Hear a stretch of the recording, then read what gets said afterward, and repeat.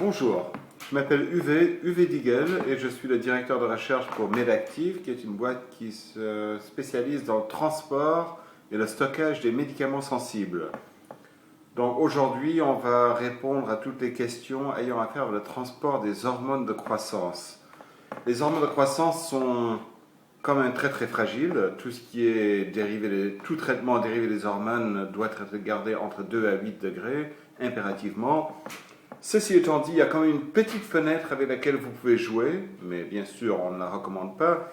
Les hormones sont très sensibles, mais supportent parfaitement une interruption de la chaîne du froid pendant jusqu'à 48 heures, du moins que vous ne dépassiez pas 16 degrés. Donc, ce que je veux dire, c'est que, oui, il faut les garder entre 2 à 8 degrés, mais si par malheur vous montez à 9 degrés, c'est pas ça qui va détruire votre médicament, si ce n'est que pendant quelques heures. Par contre, aussitôt que vous montez à plus de 16 degrés, elles sont bonnes pour la poubelle, elles ne servent strictement plus à rien. Donc, comme je disais, les hormones sont très fragiles, donc doivent être gardées entre 2 à 8 degrés, ce qui cause assez souvent des problèmes pour les gens quand ils veulent voyager, parce que malheureusement, aujourd'hui, quand on a une maladie chronique, on est un peu défini par notre mode de vie et tout ce qui nous aide à être normal est utile. Et donc, il nous faut trouver des solutions pour voyager. Donc, il y a deux solutions, et il n'y en a pas une qui est meilleure que l'autre. Généralement, je commence toujours par la plus simple, et c'est celle que j'aime le plus. C'est ce qu'on appelle les trousses iCool. Donc, iCool, ce sont les trousses traditionnelles. Quand je veux dire traditionnelles, c'est avec un pen glace, mais on les a retravaillées pour qu'elles soient plus effectives et pour qu'elles fonctionnent mieux pour les hormones de croissance. Donc, la première chose à considérer, le pen glace. Le pen glace, historiquement, c'est fait avec de l'antigel et de l'eau, et ça a deux problèmes. C'est que, un, ça ne dure que 4h30 ou 5 heures, et ensuite c'est décongelé. Et deuxièmement, c'est que ça transpire. Donc il y a la condensation qui se passe sur le pen glace, et en fin de compte, quand vous ouvrez le truc, il y a de l'eau partout, c'est dégoûtant, c'est absolument épouvantable. Donc on a remédié, on a fabriqué une nouvelle génération de pen glace qui non seulement sont très jolies, vous pouvez les voir comme ça, mais qui sont faits avec un polymère spécialement formulé, donc ils restent congelés beaucoup plus longtemps qu'un pain de glace normal. Ça reste congelé à peu près 11 heures, et aussi, énorme avantage, ça ne transpire pas parce qu'on a mis une couche de PVC autour qui l'empêche de transpirer, empêche la condensation. D'accord. À part ça, c'est un pain de glace tout à fait traditionnel, on n'a pas réinventé la roue.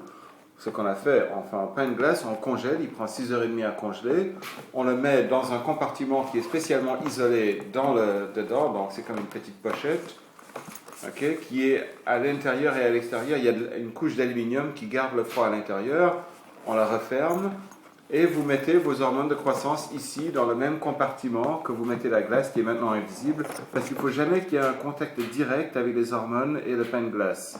Donc, ici, ça c'est de la novotropine, je pense, oui, tout à fait. Norditropine, excusez-moi, de chez Novo Nordisk. Ok, c'est 3 stylos différents, vous les mettez dedans, ou sinon il y a de la Nutropinac de chez Ipsen, mais elles ont toutes les mêmes caractéristiques.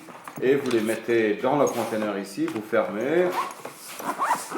Et en plus, en dessous, vous avez un petit espace non réfrigéré qui est seulement frais pour mettre tout ce que vous avez besoin d'autre en tant qu'équipement médical. De toute façon, tout ce qui est médical ne peut que bénéficier d'une température un peu plus fraîche. Donc, vous pouvez vous en servir en fait comme trousse de toilette.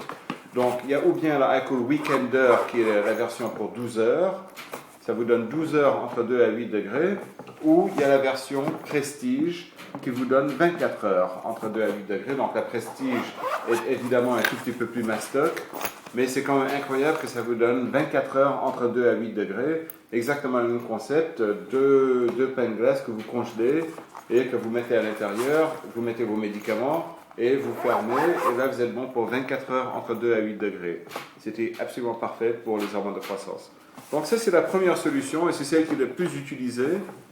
Par contre, il y a une autre solution qui est particulièrement utile, et ça c'est pour les longs voyages en voiture, et ça c'est ce que j'appelle le Medifridge. Donc le Medifridge, à peu près, je sais ça a l'air gros comme ça, comme ça, mais en fait c'est relativement petit, ça se tient très bien dans la main. Vous pouvez mettre facilement 2 stylos, même si la plupart des gens ne vont mettre qu'un stylo et plusieurs cartouches. Vous pouvez mettre 5, 6, 7, 8 cartouches sans problème, plus un stylo d'hormone de croissance dedans. Et c'est en fait un réfrigérateur portable qui se branche dans l'allume-cigarette de la voiture ou dans le secteur. Il est livré avec tous les câbles. Et ça, c'est particulièrement utile pour ces longs voyages en voiture, quand vous partez en Espagne pour le week-end ou pour 3-4 jours, évidemment.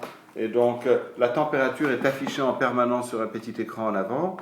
Par contre, c'est comme exactement la même chose que votre frigo à la maison. Il n'y a pas de batterie à l'intérieur. Il faut qu'il soit toujours branché. Si vous le débranchez, il y aura un peu de froid résiduel qui gardera vos hormones au frais pendant à peu près 1 heure et quart. Mais à part ça, si vous le débranchez, je veux dire, au bout d'un moment, il va commencer à réchauffer. Donc, moi, j'en ai un que je garde en permanence dans la voiture et je vous avoue, je ne le sors presque jamais de la voiture parce que c'est surtout dans la voiture qu'il est utile. À part ça, éventuellement, oui, vous pouvez le débrancher, le mettre dans la chambre d'hôtel si vous pensez que le frigo dans la chambre d'hôtel n'est pas bon.